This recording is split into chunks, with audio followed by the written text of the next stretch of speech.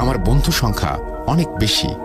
তবে কিছু বন্ধু আমরা খুবই দুষ্টু ছিলাম, যা বলার মতো না। সকালে উঠে স্কুল যেতাম, স্কুল থেকে এসে স্কুলের ব্যাগটা কোনো রকমে রুমের বারান্দায় ফেলে পালিয়ে যেতাম।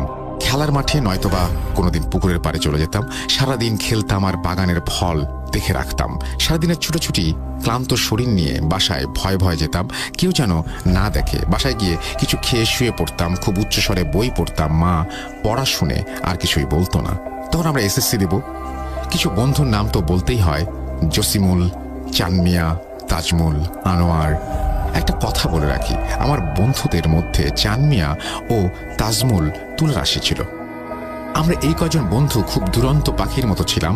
কার কার গাছে ফল দেখে রেখেছি। ঠিক রাত 9টার পরে একে একে সবাই বাসা থেকে বের হয়ে যেতাম। কিছু কথা বলে রাখা ভালো, আমাদের সবার বাসাগুলোর মেন প্রপার্টি কাছেই ছিল। বাসার পাশেই রেল স্টেশন, থানা, খেলার মাঠ, কলেজ, স্কুল, অনেক পারিবারিক কবরস্থান। আমাদের বাসার সামনে সারা রাত দোকানপাট খোলা থাকতো, তাই বাসার সবাই ততটা খুঁজত না। আর সবাই এভাবেই সবার বাগানের ফল পেরে খেতাম আর মজা করতাম। আমরা কোচিং ছুটি হওয়ার পর যার গাছের ফল পেরেছি তাদের বাসায় যেতাম। কোনো এক বিষয় নিয়ে গিয়ে দেখতাম তাদের মন মেজাজ খুব খারাপ। সুন্দর মতো কথা বলে চলে আসতাম, আর চানমিয়া ও তাজমুল তাদেরকে বলতাম কেউ কিছু আমাদের কথা জানতে পারেনি। এভাবেই ফলমূলের সিজনগুলো খুব মজায় আনন্দে কাটাতাম।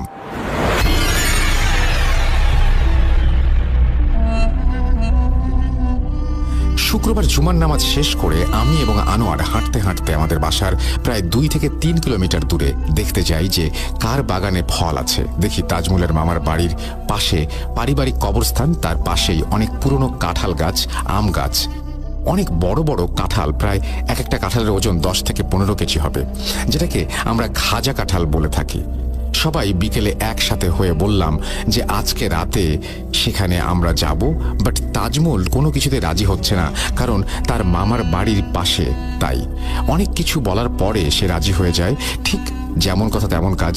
রাত 9টায় কেউ পাটের ক্ষেতের বস্তা, কেউ রশি, কেউ ধারালো কাতি, আর কেউ টর্চ লাইট নিয়ে সবাই একসাথে রওনা হলাম। সেখানে পৌঁছাতে 1 ঘন্টা লেগে গেল। কি বলবো, আমার প্রিয় লিসেনারদের, যারা এত রাতে কবরস্থানে গিয়েছে তারাই বুঝতে পারবে। অনেক অন্ধকার, ঝিঝি পোকার শব্দ আর জোনাকি পোকার নিভু নিভু আলো, সারা শরীরে কেমন যেন বাতাস লাগছে। হঠাৎ তাজমুল সবাইকে বলল, তোরা সূরা পড়ে বুকে ফু দিয়ে নে। আমরা সূরা পড়ে বুকে ফু দিয়ে পারিবারিক কবরস্থানের কাছে গেলাম। যাওয়ার পর কে গাছে উঠবে আমরা কথা বলে নিলাম। গাছে উঠবে আনোয়ার ও চানমিয়া। প্রথমে চানমিয়া উঠল, এরপর পাটের বস্তার মধ্যে রশি কাতি ঢুকিয়ে তার হাতে দিলাম। এরপরে উঠল আনোয়ার। চানমিয়া একটা ডালে উঠেছে যে ডালটা আঁকা বাঁকা চলে গেছে এক কবরের ওপর।